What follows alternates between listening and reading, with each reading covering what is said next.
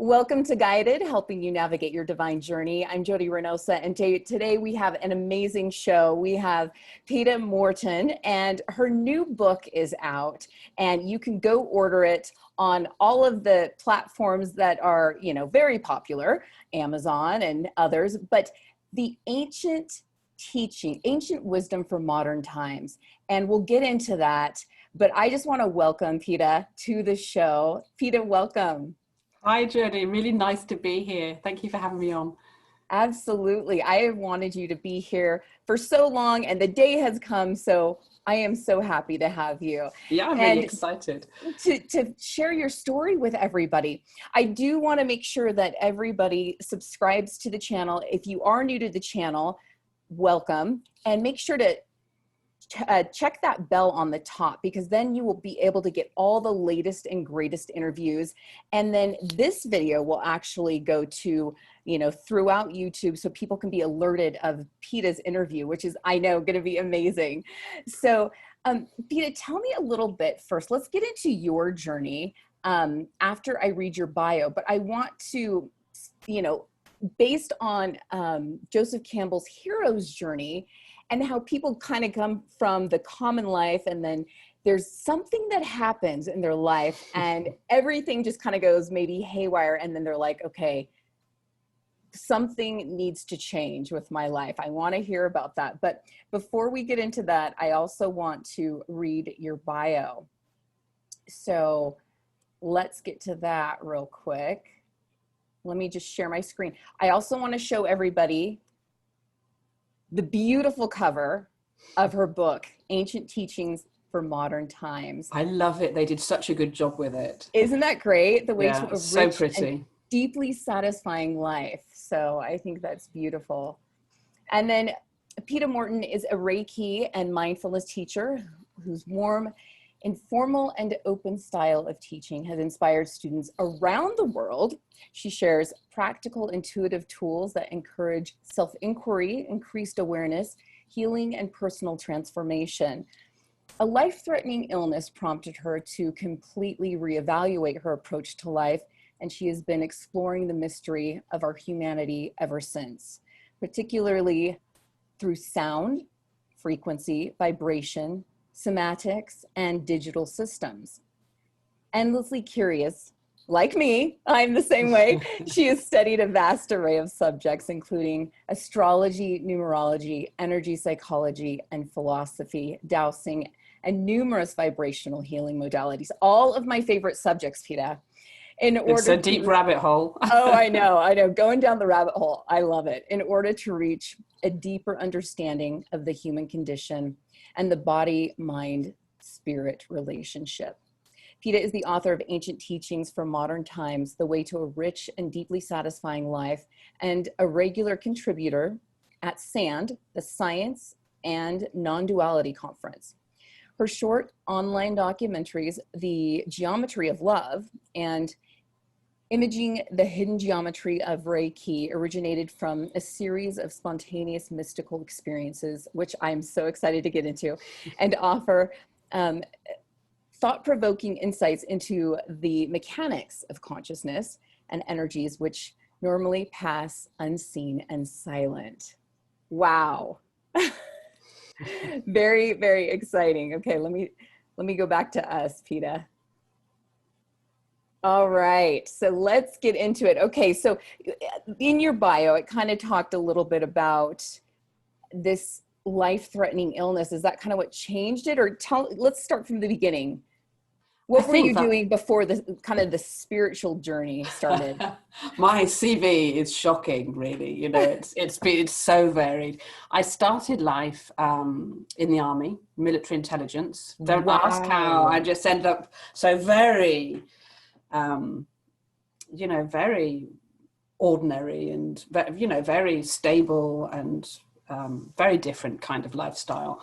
And then from there, I ended up policing for a good number of years. So I was a detective and a shift sergeant, used to run a little rural police station. And then where was this, Peta? This was back in the UK. In the UK, okay. And then moved over to France and I ran a poultry farm for a couple of years, and then ended up, yeah, not for very long, didn't stick at that very long. And then worked in a estate agency for a long time and ran an equestrian estate agency. So selling all these beautiful houses, you know, stud farms and chateau and, Wow. yeah, so selling these beautiful, beautiful properties, but all with a horsey link. And now I'm doing, but very, you know, commission focused, very, you know, on the competitive, very extremely everything. My whole life has been like super, super competitive and got to be the best. And yeah, and then had one of these, you know, as you say in the hero's journey, this this dark night of the soul experience, which is so fascinating because I'm seeing so many people at the moment all around the planet, really confronted with, you know, some aspect or other of their life disintegrating. And for me, it was the whole package. You know, it was literally, I just had the rug ripped out from underneath me. We had lots of, my husband fell off the roof. Oh, and my goodness. So he ended up smashing himself up, ended up in a wheelchair for a few months, and I was sort of grappling with running a business and having the kids, and we had horses all over the place, and, you know, a lot of land to look after, and I was just trying to carry everything really. And then I ended up, after that, I ended up having my own run-in with cancer, which was an absolute blessing really. And, you know, I look back now and I think it was probably one of the, it sounds a bit glib because I don't want to minimize, you know, when somebody's going through it, I don't want to say, oh, it's nothing, because when you're in it, it's a hideous experience. Right. But it was just such a, it just really made me see the value of my life, which I'd kind of just like somehow had just passed me by for the last, you know, 40 years before that. It was like, oh, well, it's just life. And it was just another, you know, just goal chasing and experience chasing all the time. All too familiar. Too familiar with that. And very wrapped up in myself, you know, what's in it for me, and, you know, what can I get out of this, and how I had my goals, and, you know, constantly goal chasing, and, you know, look at me and look. So yeah, so it was, and then, you know, on the back of the cancer, then obviously I was self-employed and didn't work for a year, 18 months. So then there's the whole debt thing that piles up on top of that. You know, all of a sudden we've lost, you know, both of us stopped working for a while. And so then you have that whole financial thing as well. So I was, and really most of my life struggling with depression and stress. I was very, you know, I wouldn't say I was bipolar, but I'd be like, whoa, okay, here I am. And then 5 minutes later, I'll be back down, you know, never very stable, never very steady, always very steady for everybody else. But actually, you know, it's one of those typical swans that, you know, I could hold it all together and I'd be this, you know, amazing, consummate professional person. And then, but inside it was just chaos. Most of the time, you know, just paddling. Underneath, yeah. And, what did you notice in the illness? Like, for instance, what comes to mind when your husband even fell off the roof is the symbolism behind that, just falling and you know, the crash and burn type of thing. Because you literally are falling from something in life where you have to stop, and then you hit rock bottom, you know what I mean? And then you have to reassess and reset and reevaluate. And then, you know, with the cancer that you went through, was it kind of a reset? And what did you see within yourself? The powerlessness, definitely. The fact that, you know, for once in my life, I was not in control of anything. And also the whole financial thing was actually really, I felt really unjust. It was really, I felt it was really unfair, and I could do nothing to control it. And, you know, the same with my husband falling off the roof, actually. I look back now, I had a lot of resentment around that, and that I'd suppressed. You know, when I didn't want to look at it at the time, but, you know, I'd done a lot of inner work since. And what I realized is there was an awful, I felt really angry at him and because I couldn't reach out to anybody, but I couldn't express that because the poor guy is, you know, he smashed himself up to bits, couldn't even cut his food up. Yeah. And so I had this like seething resentment and underneath the surface, and a lot of poor me going on, and very focused on what was wrong and not, oh, thank God he survived. Right. You know, that's where my thoughts should have been. He's like, what a blessing. But actually, it's like, oh my God, I've still got this to do and I've got that to do. And how am I going to fit everything into my day? So I spent a lot of time in my head worrying about stuff. And I think that's the thing that I've really taken away from all of it, is actually the incidents themselves aren't the problem. It's what goes on in here. It's what I think about. It's how I perceive the situation. And that was in my control all the time. You know, I couldn't control the situation necessarily. Probably to a certain extent I could have done, because I could have actually asked somebody for some help, you know. Yeah. You know, there probably were things I could have done, but it was much easier to stay the victim in my head. And that's what I've spent a lot of time doing that. And so the cancer really taught me surrender, and to say, do you know what, I am not in charge of this situation. I really have to. And it's the first time really, it wasn't actually the cancer, it was just afterwards. It's probably about a year afterwards that I really, you know, I think the first year of the cancer, I was just trying to just get through it, you know, and just realizing how precious life is, you know. And I'm seeing my kids. I remember, I quite often talk about an experience where I was lying in bed next to my two girls. They'd fallen asleep watching a film together. And, you know, my two teenage daughters don't normally sleep in bed with each other, but they were at that time. They're grown up. They'd kill me now for saying that. But My sisters I remember, and I do it all the time. It's like slumber party at the holidays, you know? but I remember I'd climbed in between them, and I'd only just had my diagnosis. And at that point, I was still even weighing up, well, should I tell them or not? Because, you know, I wanted to protect everybody. Right. And, you know, the fact that I was going to lose my hair and my eyebrows, and it's like that hadn't dawned on me at that point. But it was just that, oh my God, I might not be there to see them grow up. Oh, and it was like, you know, that fear, the absolute terror of what I might lose. But of course, it's always that fear about what if. It's the same with the worrying about the money, you know, what if I can't pay the bills, or what if we lose our house, or what if, you know, I was never present. And so I had this real sort of aha moment. It was probably about a year on, and I actually sat down by the side of the road and yelled at the universe.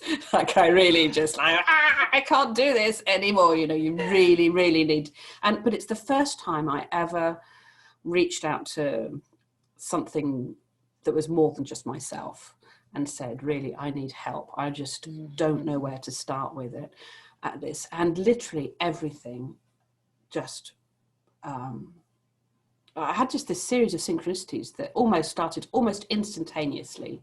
It was almost like the universe said, oh, thank goodness. It's, you know, it's like being in a pressure cooker. Yes. And the pressure for years had been building and building and building and building. And all of a sudden, the minute I asked, it's like, oh, and then everything became incredibly easy. It was just ridiculous. And it's like, why didn't I do that? Why didn't I do that like years ago? Well, because nobody ever taught me to. Right. And it's almost like the universe kind of compels you to be at that point with external circumstances if you don't do it yourself. And then you're broken open to the point of surrender until you ask. And then all those blessings start coming in, right? Yeah. And then, like you said, all those synchronicities start happening. Yeah, it literally was like I've been a seed for years, and all of a sudden, you know, under the ground, and all of a sudden that asking suddenly just sent that little shoot going forward. Yeah. And it's like, now we can grow. now this is where it gets juicy. Yeah, there's fertile ground then, you know, to grow, for that growth. Oh, that's beautiful. Yeah. So once you had that surrender moment, what else happened? What else did you realize? What else unfolded for you? Did you know then at that point, like, you know what, I'm going to get into Reiki? Do you know, I had no idea. I'd never even heard of Reiki. I didn't even know what Reiki was. And Uh-huh. I found, I had a phone call within minutes of, well, within about 20 minutes of that, sobbing at the side of the road meltdown that I had. And a friend phoned me up and she invited me to a law of attraction conference in England. And I said, well, I haven't got the money. And she said, oh, don't worry, it's all paid for. You know, it's somebody's dropped out and you can have their place and you've just got to get a few miles down the road and we'll pick you up on the way past. And I not really had any inkling of any law of attraction type stuff. I'd read a bit about it, you know, I'd listened to a few Esther Hicks types things, Mm-hmm. but it wasn't my thing. And I went because they had it was being run by a load of really influential businesswomen. I thought, oh, I'll go because then I can network. You know, I Mm-hmm. was still very much The goal-oriented person. goal Still. orientated. Who can I Yeah. meet? You know, what that was my motive for going. And you know, and maybe I will learn to manifest some money and then I can sort this stuff out. But it was all still me. It's like, Mm-hmm. what's in it for me? And one of the girls I was sharing a flat with, we had this beautiful apartment over Docklands. Everything was laid on for us. Amazingly inspiring women that were at that conference who really gave me a totally different handle actually on what money was. Mm-hmm. Gave me a really different and a different way of working with money, which I actually really, it's bubbling away. I have projects now, you know, years later, it's still nagging away at me to do something with this. But they had this amazing,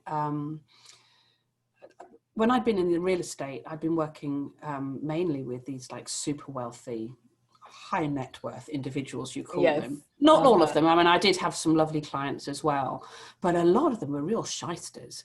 You know, they were real, you know, they got their money in some pretty dodgy ways, you know, Mm-hmm. or, you know, through exploiting the land, or, you know, fracking and arms dealing. I'm sure nobody ever told me that, but, you know, you spend, you know, you spend time in the car but you spend days with these people and you overhear, you know, Right, pretty, right. and for Certain me, phone calls. yeah, I just had this, you know, just, yeah, just not a very, they left me with a really bad taste about, oh, this is what being super wealthy looks like. Mm-hmm. Yeah. And I kind of had a lot of, and again, how much of that did I create through my own perception of what wealth was? You know, what did I draw to me? I think I drew a mirror to show what I thought money represented. That's a good point. Yeah. The energy of money. So I think it was a pretty good match for what I thought about money myself. Mm-hmm. Mm-hmm. And what was really interesting at this conference was they had these women who were incredibly affluent and but they were doing amazing work in the community. So they were taking what they'd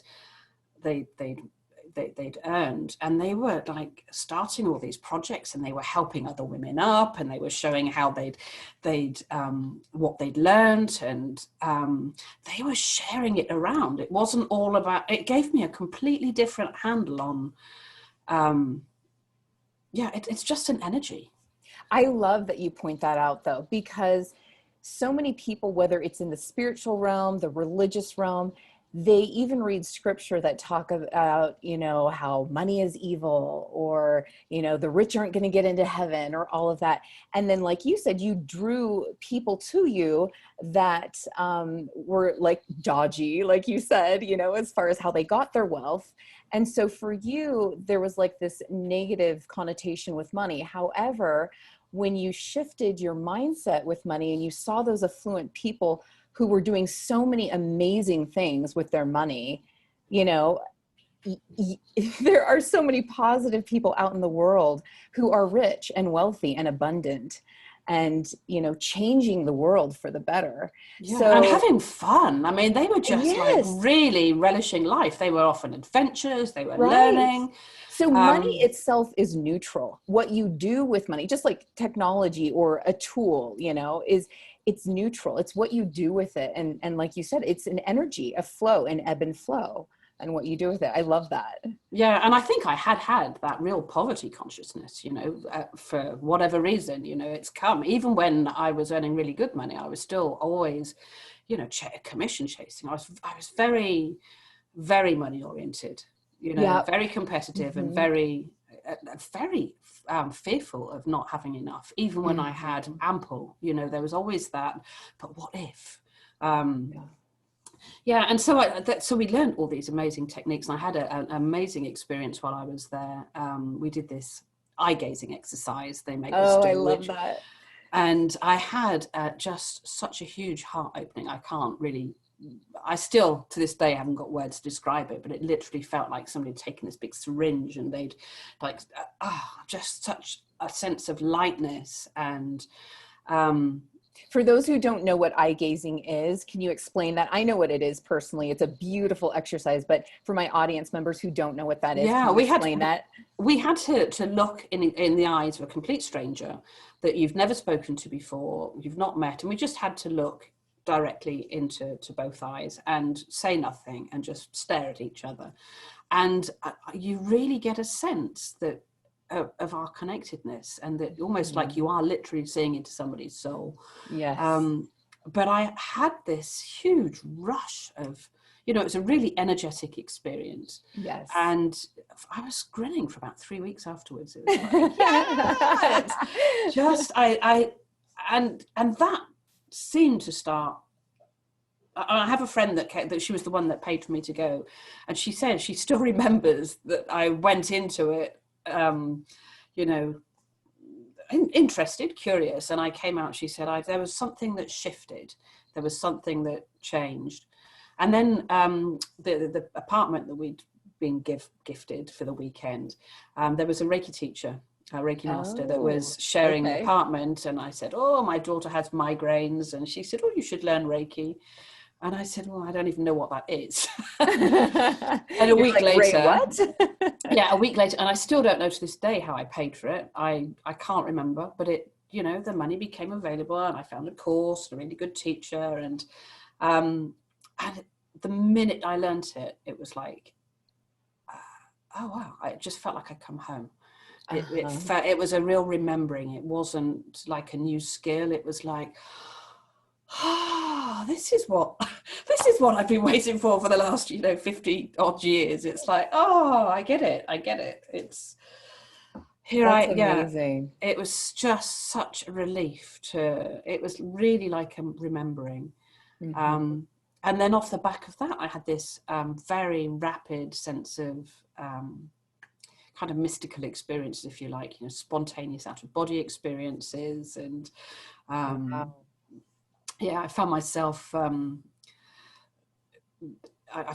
like going through the cosmos and just kind of realizing that I was in the cosmos, but I was the cosmos, you know. I was in it and seeing it, but I was all of it. And just really just beautifully profound, really profound experiences.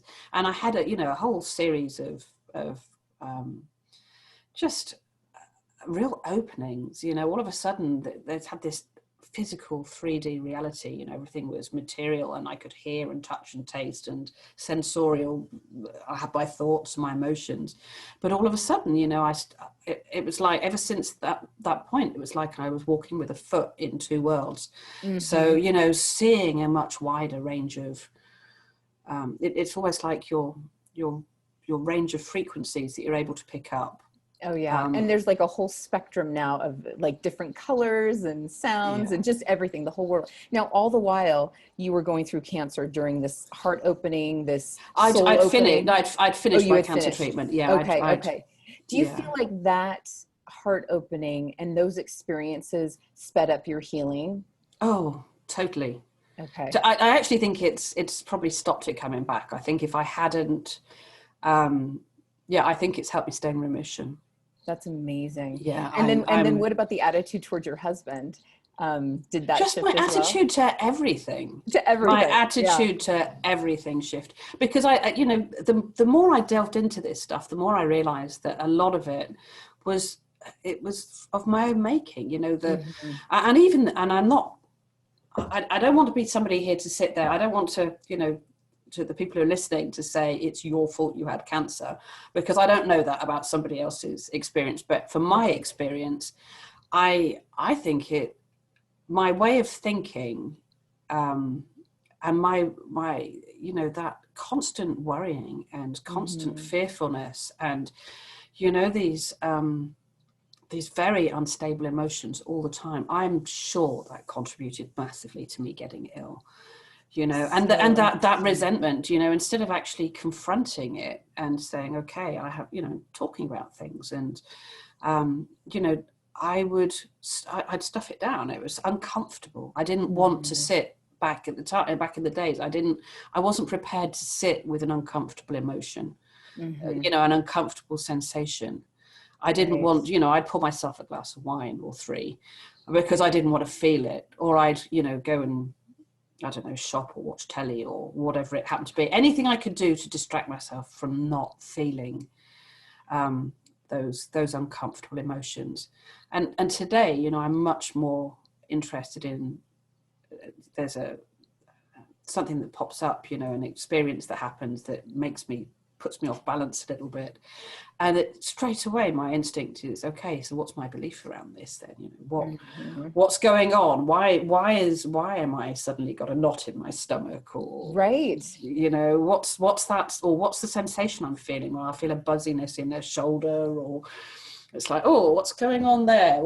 There's That's a, what I was doing this morning. I was telling Peta that I was feeling some stomach stuff going on, and that's what I did. I went right to self-inquiry, and I'm like, what? Because it was kind of in my second and third chakra. And I was like, okay, where do I feel like I'm losing some power? Or where do I feel like I'm not, you know, expressing some creativity? Or, you know, what is going on here? yeah. So, yeah, there's a lot of self-inquiry that I think can really help us shift things. And in your book, you talk about how the external really can be a mirror for us as far as what's going on internally. So for instance, if we have a relationship and they are, you know, acting a certain way, you know, maybe they are, I don't know, you mentioned one thing where you said, if somebody is lying to you, okay, well, where are you lying to yourself? Where are you being Mm. dishonest with yourself? Um, and I thought that was really interesting, because I've done the same thing. I've asked that question, like, okay, well, why am I, I actually had an experience where I was dating somebody and they did the whole lying and cheating thing. And I said to myself, where am I lying to myself, and how am I cheating myself in some way? And it got to a really interesting point where I said, you know what, I'm cheating myself out of an experience that I want. I'm not in the right job. I'm cheating myself out of where I really want to be in life. And I'm lying to myself that I should stay in this particular point and job, you know? So there were a lot of things that came up, and I was able to Mm. shift some things. So, I mean, the things that you talk about in your book are just so powerful, and they're like practical things that just anybody at the beginning of their spiritual journey can really apply, even from like breathing techniques.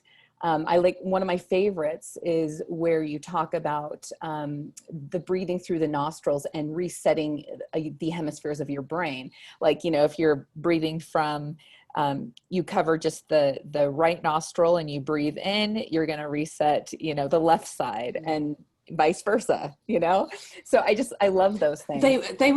The reason I wrote it, it was all the things that I wish that somebody had told me. You know, it's the stuff Uh-huh. I wish I'd been told when I was at school, actually. You know, it's Yeah. so basic and so easy. I had no idea that my thoughts and my emotions had any impact on my reality. You know, that just, it had never even entered onto my radar. So actually to practice things that actually show you that, and, you know, I wanted to include some really tangible exercises so that people they have a real experience. It's not just me saying, wow, you create your reality. It's like, Right. try it and see for yourself. And yeah, and you know, what is it you're saying about the people that are around you? Because I know you talk about the husband thing, and you know, I was very focused on what was wrong, what he was doing wrong. Right. Because I'm perfect, of course, you know. I'm just so perfect. But, and, you know, and it's just something so simple as like, well, instead of focusing on what's wrong with something, because I'm very good at noticing the things I don't want. We all are. Of course. You know, we can have 1,000 things that are brilliant, that are going really well. And I think we're meant to, because I think it kind of keeps humanity evolving. But we'll be focused on that thing that we don't want, or that is unpleasant, or that we don't like. And all the rest just is not, and of course, where you're focusing, that's where your energy goes. I was just going to say, in your book, you talk about that, you know, energy flows where attention goes. So if you're focusing on the negative constantly, well, where's your relationship going to go? It's going to start going downhill, you know. And you know, just from a human point of view, I mean, who wants to be criticized all the time? Right. You know, when you're at school, who do you work best for? You work for the teacher that said, wow, you did an amazing job at that. And it's like, oh, well, then I want to please you even more.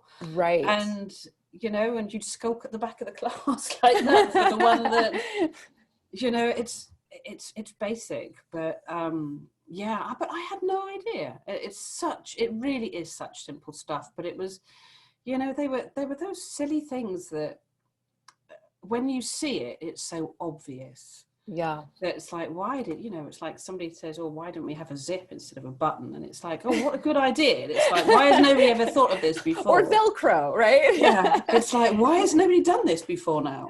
Yeah.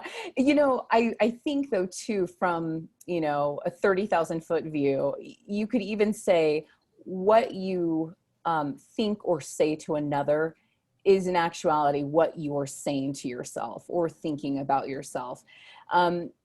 And also you talk about in your book how words are so powerful, and just even the tones of words, just the gravity that they have.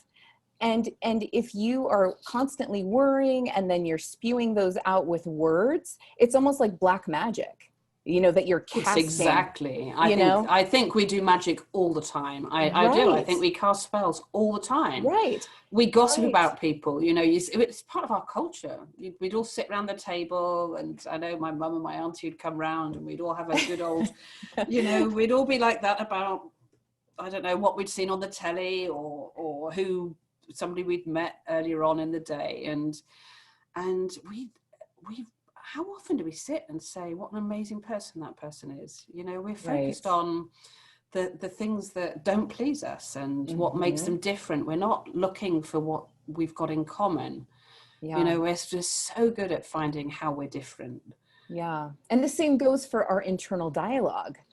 So, you know, we don't want to be casting black magic spells, because then that's going to manifest in sickness and in health issues. So, you know, just back to your point, you know, what did you say? Something like 80% of our bodies is made up of water.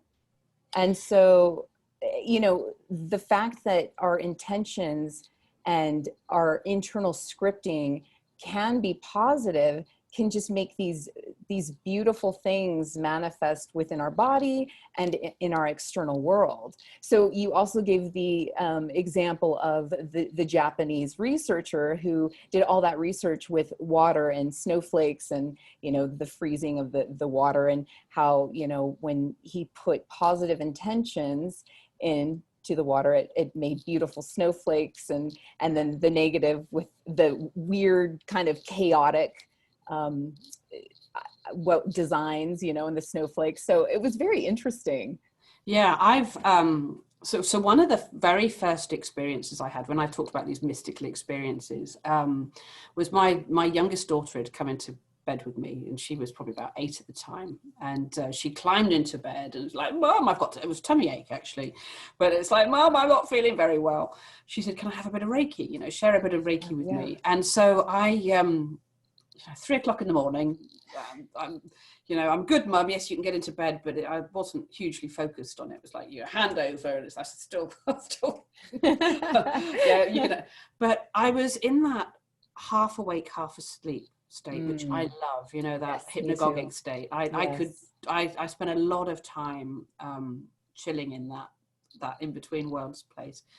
And while I was lying there, I had this beautiful, I quite often, less at the moment, but back in the day, I used to see quite a lot of clouds of color. And what happened is these clouds of light, they formed into very bright points. And you had these lines that were moving, and there was geometric patterns. So you had these nodes and you saw energy flowing between them. And as the Reiki was going, this was lasted for about 20 minutes, and I was just watching all this incredible geometry. And I had this overwhelming sort of knowing that I was watching love in action. It was like, wow, I'm watching. So you're sharing Reiki, you're sharing. And I had a real sense of, it was my baby. My little girl, she wasn't, she was in, she was really hurting. And so I wanted, if I could have taken it for her, I would have done that. Wow. And so that was one of the very first instances when I first saw this geometry. And then a few days later, I had another experience where I'd had this image of me. And I'm not a vision kind of person, it's not my, I tend to know things, or I'm much more of a feeling, kinesthetic. More clairsentient. Yeah, clairsentient and empathic. But I had a very clear vision of me giving these, I was in a conference room, and I was still an estate agent at the time. And behind me, I had on this screen, there were all these geometric patterns forming in real time. And I had somebody on a massage table in front of me, and I'm passing my hand over them, and I'm explaining to everybody in the audience, who were all scientists. I don't know how I knew that, but I knew that about, well, as I was moving my hand, these shapes were changing in real time, and they were like these snowflake type patterns, these geometric shapes. And I had no idea what that was. And it was only a couple of years later I found that it was cymatics. Wow. Which is, for those who don't know what cymatics is, it's the study of sound and vibration made visible. So what they'll do quite often is they take like a drop of water or a little tub of water, and you put it on a vibrating plate, or you run an MP3 player through it, so that the sound, whether it's the sound of somebody's voice or the sound of somebody singing or a frequency, it vibrates. And what you can do is you show a little light on the top of it, and you can film what's going on in the water. That's amazing. And the water makes these amazing geometric patterns, which is what I'd been seeing in real time behind me on the screen. And I still haven't found a way to do that in real time, but I know it's possible. I know it was coming, I'm sure. Yes. So to come back to your question, what I've learned over the years is that, everything is free. Our thoughts have frequency. And when you run a frequency through a cymatics pan, it produces a geometric shape. So presumably that same thing, it's going on in the air around us, because there's so much moisture in the air. It's going on in the molecules in our body. It's going in the water we drink. So our thoughts, even though it's a very subtle frequency, it's not like in your face, like somebody's there with a megaphone. It has an action on the surface of on these water molecules. It changes forms, and it creates movement, and the same with our voice, but our voices, it's a much coarser manifestation of those frequencies. So now you can sing, and depending on what you're putting through them, sometimes they make these beautiful coherent geometries, very stable, beautiful patterns that come out of we found that when I do Reiki online, I started doing Skype sessions with people, and we'd get all these sounds that would come out of my computer. This is fascinating, everybody, by the way. So in fact, you can go see this on Peta's YouTube channel. She actually has some videos where she's doing Skype sessions, and you can hear the sound. And not only that, you can see the light flashing, like different lights flashing and the candles flickering.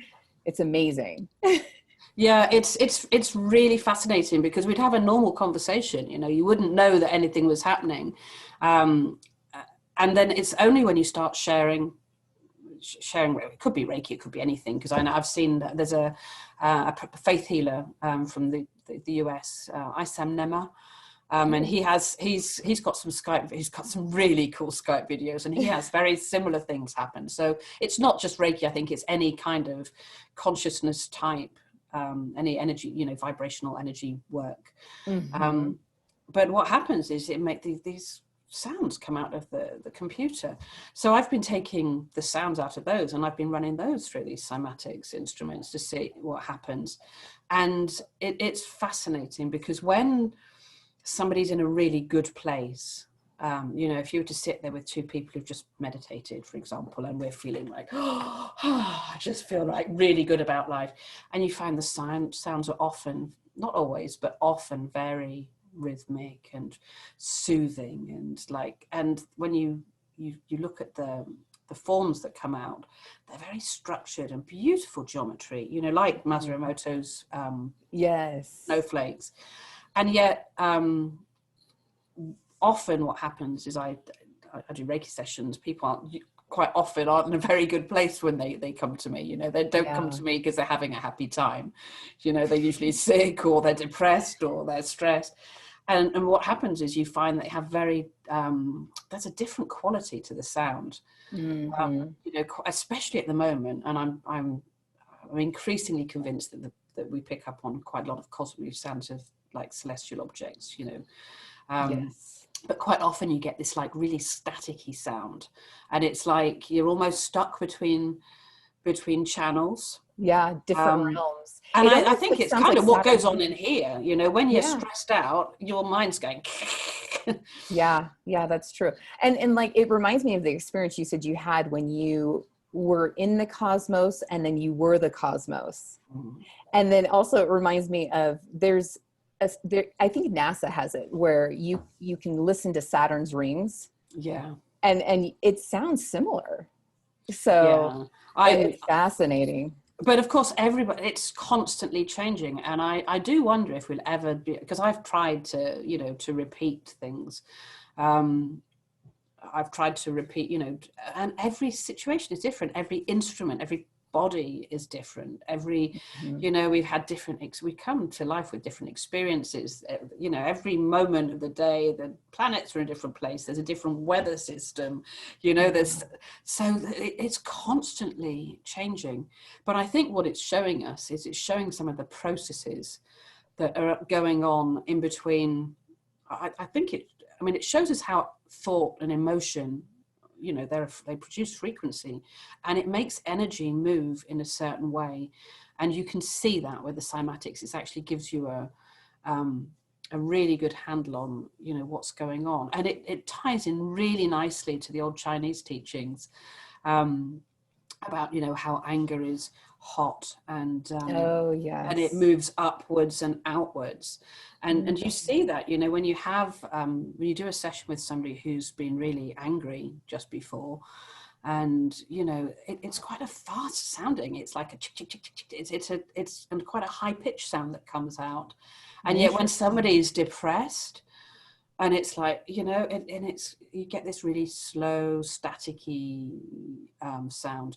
And I'm so deeply into I'm studying medical astrology at the moment. I've just started. Oh, that's fascinating. But actually trying to put that together with the sounds that I'm seeing, and realizing that these people that show up with these conditions, it absolutely shows in the astrology and the different body parts that are affected, and the whole mental process. And I think what we're hearing and seeing is how energy moves. And, you know, sometimes there are these greater forces at play that, you know, have an impact on us, and we go, oh, I'm feeling depressed today. And it's like, oh no, it's just a sensation. And so we don't have to engage with it if we don't want to. It's funny that you say that, because if I'm feeling a certain way, I'm like, okay, what's going on? Is Mercury in retrograde, or, you know, what are the planetary alignments right now? Because I'm feeling some type of energy, you know, that seems a little different. And sometimes we do that for ourselves, you know, sometimes. Yeah. You know, sometimes we're doing a great I've been doing a meditation class, and they gave us a great exercise this week, very quick exercise. You have to check in with yourself at different points of the day. And, you know, my aim was to create peace for myself this week. And I keep putting myself up in the day saying, what am I thinking at the moment? And how many times I'm creating drama in my head. It's nuts. It's like, hang on, my objective is to have a peaceful life. And yet all week, all I've been doing is like looking for what might go wrong, and you know, feeling irritated about something. And it's just this. It's just, but I'm increasingly convinced there is an energetic component to that, and that's what this geometry shows us, is that there is actually something that's unseen, but it kind of underpins the structure of all physical reality. It's what drives it, and you see it with the cymatics, because you know you can. If you look on my YouTube page, there's a video I shared from a guy called David Schiermeier, and he's done lots of 3D cymatics. He's done, like, you put bubbles over the top so you can see them more as holograms. And he sprinkled some, I think he used ferrofluid, and instead of using water, he used ferrofluid, which is magnetic. So feminine. Yeah. Linked with matter, very, you know, Ma. And he ran cymatics, ran some vibration through this cymatics pan with ferrofluid, and what happens is these forms jump out in 3D. Wow. So, you know, so you literally see how matter is formed from frequency, and it's like, wow, we're doing that. Or especially not so much here, it starts here, but then we speak it, and it's the first physical manifestation you've got of something. Yeah. But when you feel it, when that emotion really drives that process. Yeah. I mean, even you point out that even the scripture in the Bible, you know, in the beginning was the word, and it's so powerful, the different layers, because those who don't really understand what that means, this is what we're talking about. Yeah. You know, how frequency and energy can become matter. And how you feel when you're speaking, you know, how authentic it is. You know, I think in the book I used an example of the girl on the checkout, the cashier, and she says, "Thank you, have a nice day. Thank you, have a nice day." But there's no feeling it in it. Right. And yet when something happens that's like, oh my God, this is just, you know, a baby's been born, or I've just, you know, just finally finished a course, and you've got your diplomas, whatever it is, and there's that genuine appreciation that or you just stand on top of a mountain and say thank you. But it's not just thought for me, it's mixing that with the emotion. And when you have a real rush of emotion, or you create that emotion, you know, sometimes you've got to be a bit imaginative and a bit creative about it, but that's when it really, really moves energy. And I think like the emotion seems somehow to amplify those thoughts.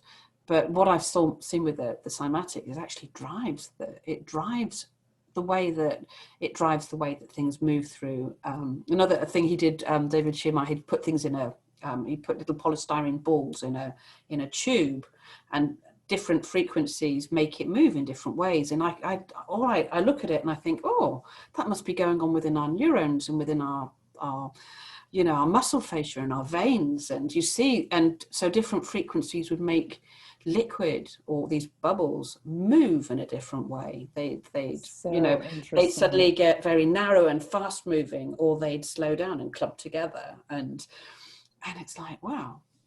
So I'm really starting to get a feel, a much better feel for how our thoughts and emotions literally affect our what's going on in our physiology and presumably around us too. I was just going to say, aside from our thoughts, our environment, you know, and what we put in, you know, the music we listen to, the different settings, all of that, it has an impact. Yeah, and the music we listened, there was that experiment they did with the music. They played heavy metal music, the Masaru Emoto, and the initial thought was like, this is not good for you. You know, this music is in some way it's disturbing. But what happened a few years later, they redid the experiment, if I understand rightly, and if you like that kind of music, it has a really different effect. So it's not Interesting. necessarily about the music, it's about what feels good to you. How does it That's really feel to you? So fascinating. I don't think it is, you know, if you like death metal, like, or classical, it doesn't matter. I don't think it has to be classical music. I think it's what it's what feels good to you. Mm-hmm. That's the key. It's like, what makes me feel more expansive, what makes me feel lighter. And the more expansive we are, the lighter we are, the closer we are to our spiritual nature. Mm-hmm. That's fascinating. I didn't know that. So going back to the girl at the checkout stand, you know, she's on automatic pilot, right? Just saying thank you, have a good day. So what about the folks who might say, you know, I hold back different affirmations, you know, to people or maybe to my loved ones because, you know, I don't say things unless I mean it. I think there's a balance though, right? Would you say? Because like, I think if you stop and you think about the intention behind your words, you still can be frequent with your praise and your love, but just stop and pause and think, okay, what's behind what I'm saying right now? And how I'm projecting it to somebody. So I think it's the intention behind it, like you were saying, Peta. Yeah, and it's a learning process too, because Mm-hmm. sometimes we're so not used to doing it. You know, sometimes Yeah. you've got to keep repeating it a few times before you actually believe it yourself. Yeah, You that's know, true. sometimes it's not very authentic to start with. It's like, well, that's the goal. That's where I want to be headed, you know, but Yeah, I'm not there yet. So, that's true. That's but true. I know in the mornings I have this little ritual. I'm not, I kind of have an active aversion to religion. So I wouldn't say it's like, I pray, but I wouldn't like to put it into a gaudy context, you know. Mm-hmm. But every morning I sit down and I recite the 5 Reiki precepts, and then I form a couple of affirmations for the day. You know, something I have an intention. I decide that today I choose this, or you know, it might even just be a prayer to help put my thinking on a higher level. You know, because I'm feeling like I notice that my mind is all over the place. So I'll say, well, give me a hand here, because my mind is just like monkey mind today. Help me help me with that. But what I've noticed, sometimes I'll start saying, and I just go through the motions because I have this routine. It's like, you know, I'll just recite it, and then I have to pull myself back and say, okay, but was my heart involved in that? And I'll Mm-hmm. say, okay, let's start again then. Okay, so what is my intention really? You know, how do I want to feel today? Because that for me is, Mm-hmm. it's not about what you want to have. I think it's all about, what do I want to experience and how do I want to feel Yes. in life? So important. Yeah. Instead of human doings, we're human beings and we feel and experience. Yeah. And we can create that. As you said, you know, making sure we have the intention set for those experiences and really thinking about those things. Going back to Reiki, and all those geometrical shapes that came to mind and everything. When I've done some energy work, I will see almost like this blueprint over people's body. It's almost like an electric blue, and then I'll see different geometrical shapes, and it's almost like if certain things are, or I'll even see blocks or different things that maybe need to be shifted or whatever. Also, if I do an auric field healing, I might see certain things like just weird things. Like I remember doing one for my daughter, and it almost looked like nails in her stomach that needed to be like taken out, you know, energetically. It's that curious. Yeah, it's like, yeah, it's very interesting. But there was actually something on your website that talked about a new modality. Well, maybe it's not new. I don't think it's new. I call it an auric field healing, but there was something else that you're certified in that's similar to that, where you do it around the auric field. Yeah, I mean, I've studied a lot of. I don't teach that anymore. I've learned so many different methods, and I was always looking for, you know, when I first started, like a lot of people, it's like looking for the next most powerful thing. Like, you know, what is this next super method? And what I've realized is actually to let go of all that.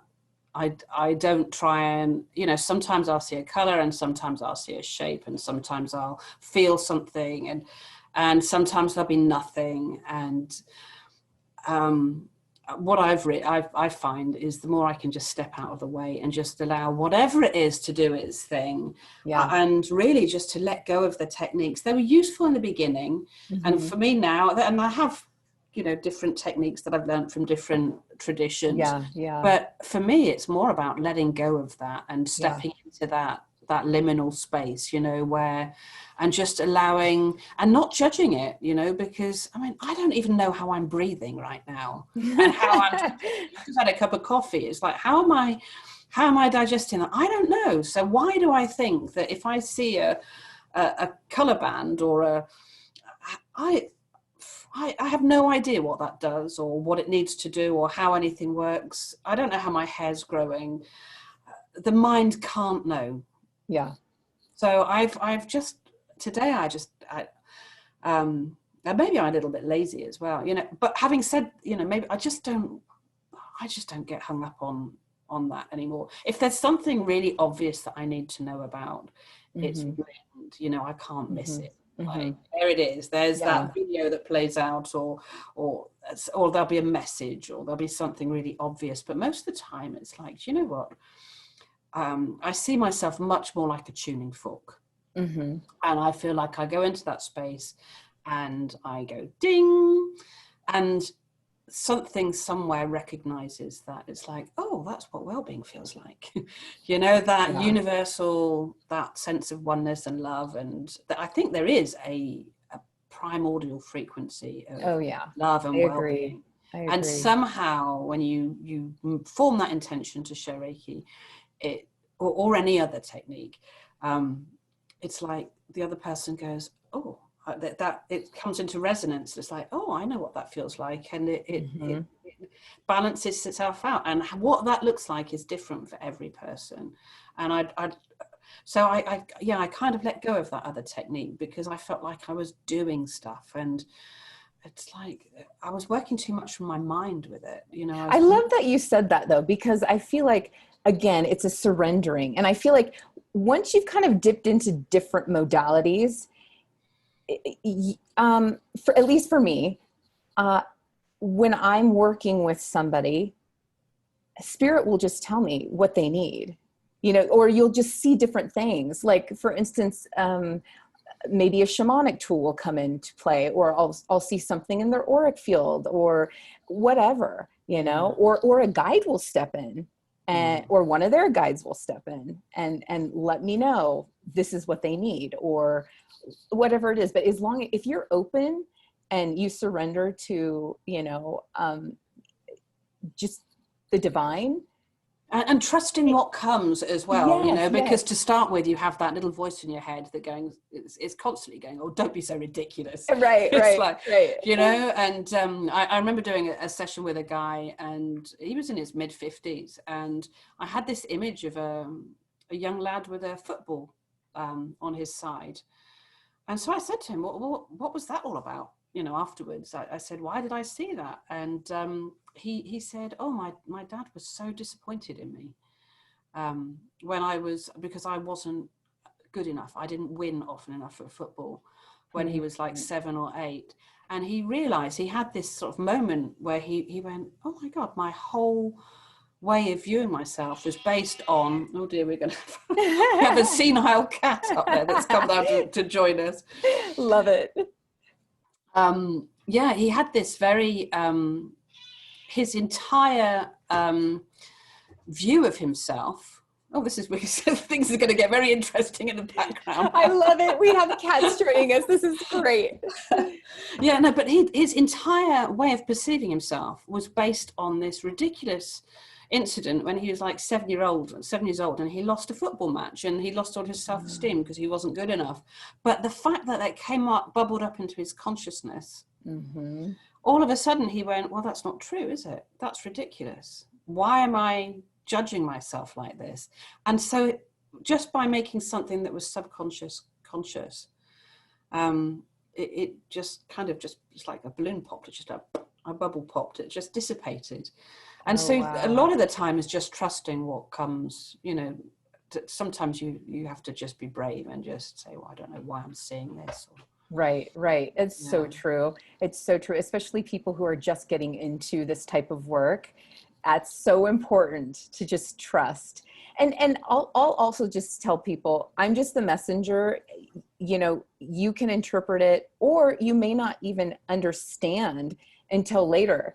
In fact, Peta and I were talking about how when we see geometric shapes, we may not get the interpretation for a while. You know, sometimes we'll get it early, sometimes we won't get it for a while. You said you didn't get one for 4 years. It took 4 years. I had a vision. It made absolutely no sense to me whatsoever. And then 4 years later, there was a piece of jewelry in a YouTube. There was adverts down the side of the YouTube thing, you know, popped up. Oh, funny. And I saw this piece of jewelry, and it was a Christ consciousness. It was a symbol of Christ consciousness, and it was a piece of sacred geometry that was really revered by the Pythagoreans. It was like one of their secret symbols, and this was the form that I'd seen when I was having that session with my daughter. That was the shape and I'd spent 4 years trying to work out, well, what was that shape? You know, I'd drawn it, and I looked at crop circles, and I looked at, you know, all the chakra patterns, and, you know, I looked everywhere, and then all of a sudden it just popped up when I was ready. I was just going to say, when we're ready, it'll happen. It'll come to us. And I love that working with this stuff, really, not just for healing. I love working with you know, getting into that space for getting answers to stuff, really, and helping others get answers. So, you know, using it to get new technologies, or to help, you know, we've been playing with doing a project with Julia Mossbridge with Irons and the Mossbridge Institute, researching the DNA of psychic ability. Ooh, that is amazing. So using getting into that space, and then using what comes through to help the scientists that are researching the project. And so for me it's like healing is just like that much of it. I mean, just the whole exploration of consciousness, it just fascinates me. Oh, absolutely. I know. Well, it's amazing that you are expanding all of that to now humanity, as far as the research and everything like that.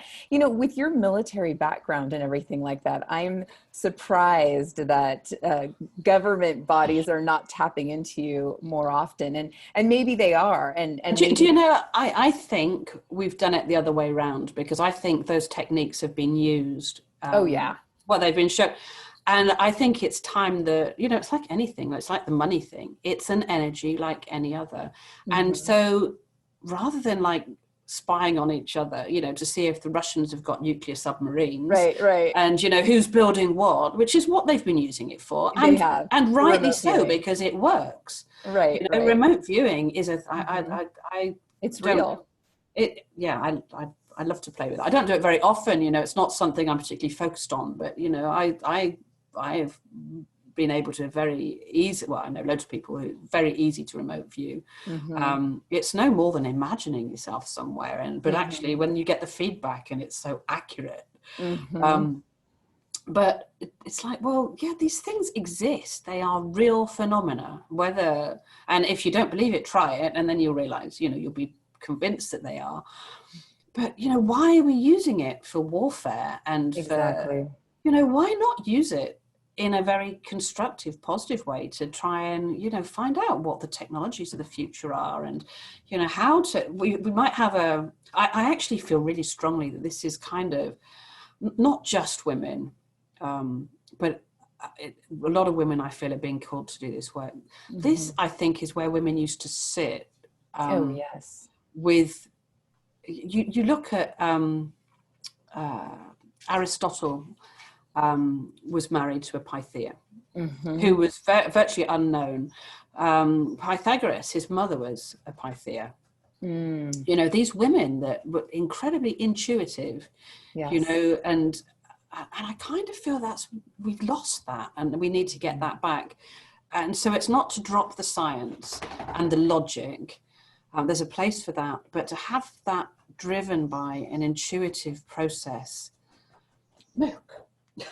A noisy cat and an itchy dog. I love it. The animal spirits. Yeah. No, beautiful. So just to put the two things together. Oh, yeah. And it's like, well, we've got this, we've got a lot of problems on the planet at the moment. We are confronted with the stuff that, we've created, but it's like, how do we even start clearing it up? And again, it's almost that sense of powerlessness. It's like, I have no idea where to start with this mess. None of us do.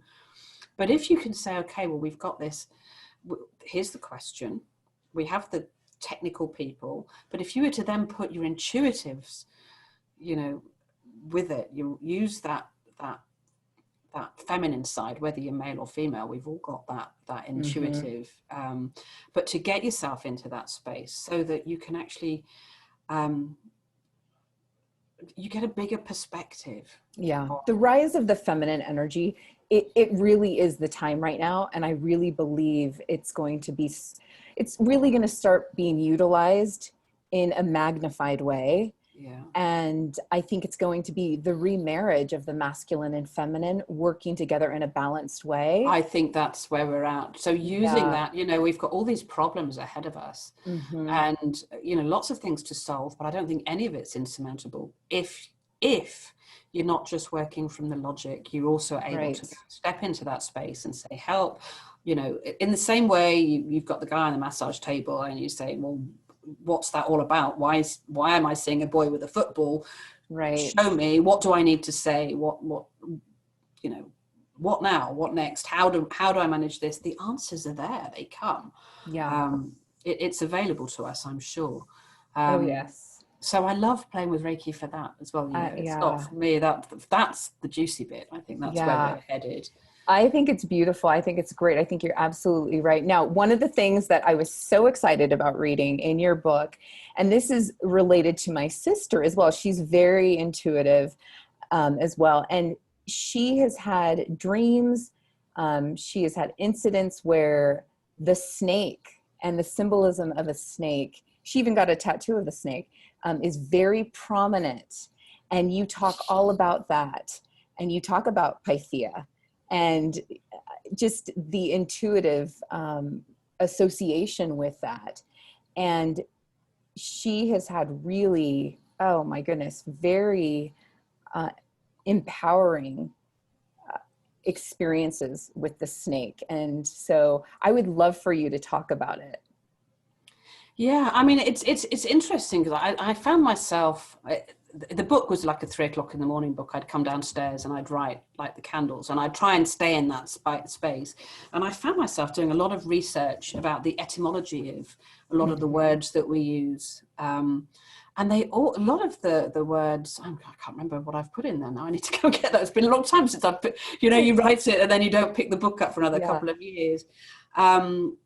But like things like the Wivre and the Wyvern and the Pythia, they all stem actually from the same thing, and it's this energy that that it's not like straight line, like the masculine straight in there. It's this sweeping energy. But a lot of the words that we use actually go back to the same etymology, the basic etymology. It all stems, but the words have evolved depending on the different cultures. But it comes up time and time again, and the Aboriginals called them the song lines.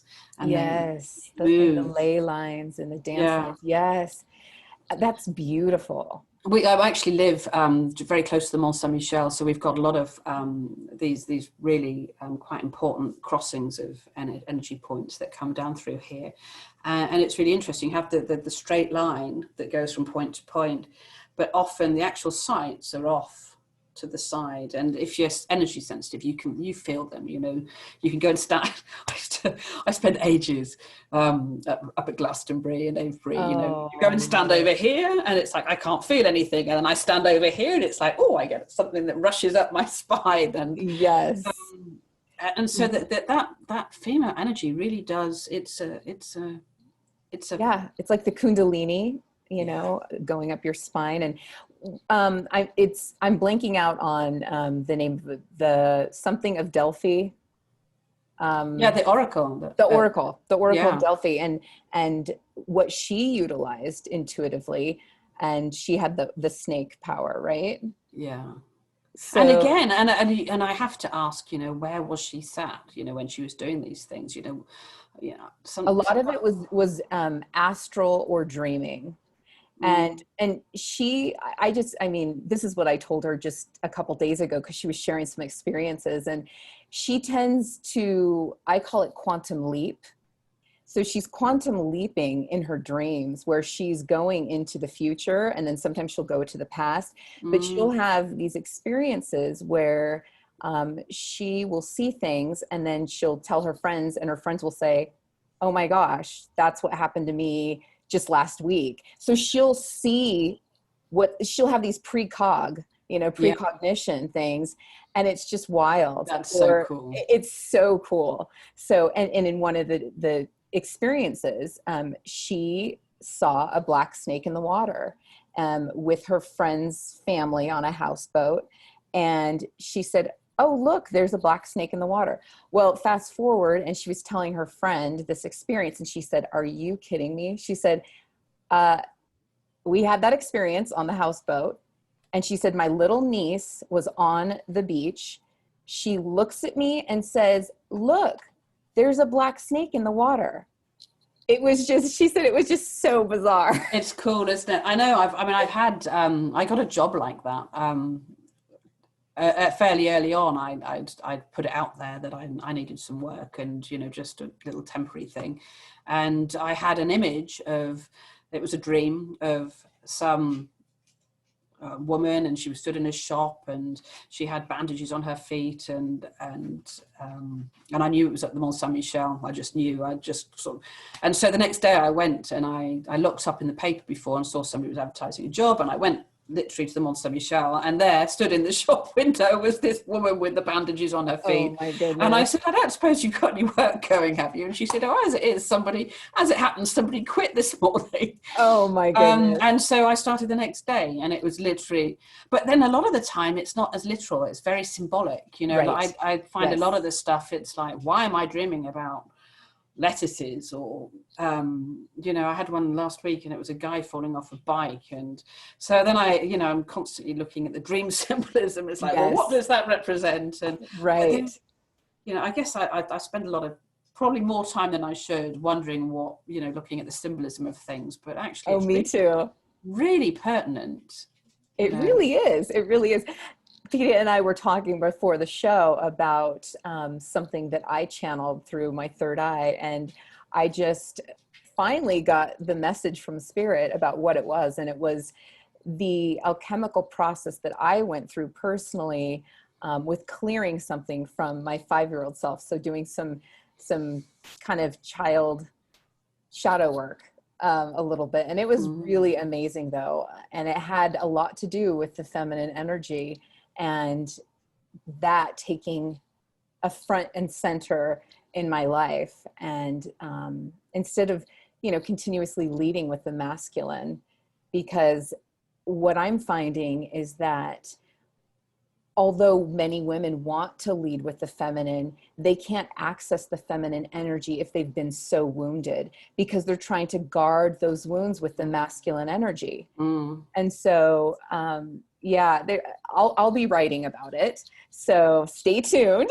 Oh, wow. But yeah, it's been quite the interesting process and the unfolding. So it's really neat. But I do the same thing as far as the symbolism.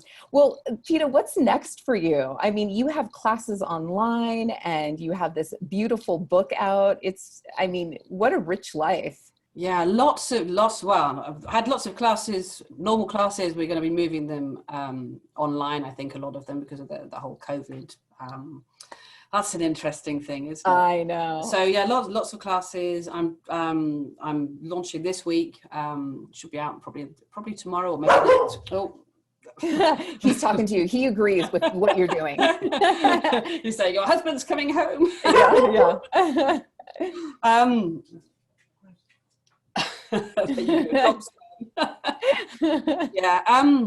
Yeah, so I've got lots of courses coming up. They'll be on there. I'm almost finished the page, so I've been frantically websiting and multitasking. I've got a new course coming up based on the book. We've decided we're going to do five 1 week, 1 evening courses, and each time we're going to have different exercises. So yeah, really exciting. So we can find all of that on petamorton.com. Yeah. Okay. Wonderful. Oh, that's so exciting. And you can find a lot of Peta's YouTube videos on her channel, Peta Morton.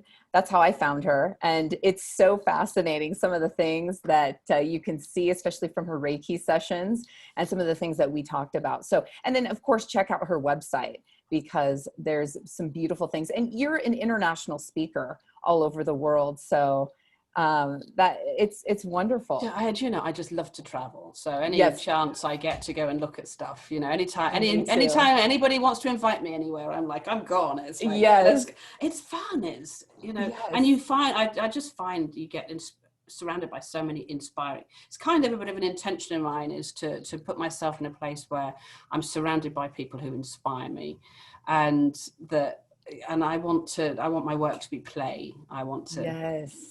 Me too. so that's kind of the aim. Yeah. So do the spiritual thing, but let's not be somber about it. Let's go and play. Right. Oh yeah. You and me, we're on the same page with that. Well, anything else you'd like to add? You have been so delightful, and I am so glad that we had a chance to connect. Yeah, me too. I really, really enjoyed it. No, just really open. If anybody wants to hook up with me, or wants to play with the Skype sessions, or wants to learn Reiki, or wants to have a look at the contents of I'm excited about the book. The stuff in the book is that's my treasures, absolute treasures. Yeah, just understanding what's going on in here that makes your life so screwy, and what to do about how to tweak things in really simple ways to right. Yeah, and coming from here, really. Yes, beautiful. I know, because Peta actually teaches Reiki, and she does it online as well. So if you're interested in that, yeah, definitely sign up for those things. Yeah. Beautiful. Thank you so much, Peta, for being unguided. Yeah, really, really enjoyed it. Really nice to speak to you. Likewise. Everybody, just want to remind you to hit that subscribe button and the like, and also comment, what part did you really enjoy for this interview? There's so many different treasures, and definitely go out and get that book from Peta. She is a beautiful, delightful person. So glad we had her on Guided, and stay tuned for more interviews like this. Thanks, Peta, and have a wonderful rest of your day. Yeah, you too. Thank you very much. Speak soon. Bye-bye. Okay, bye-bye.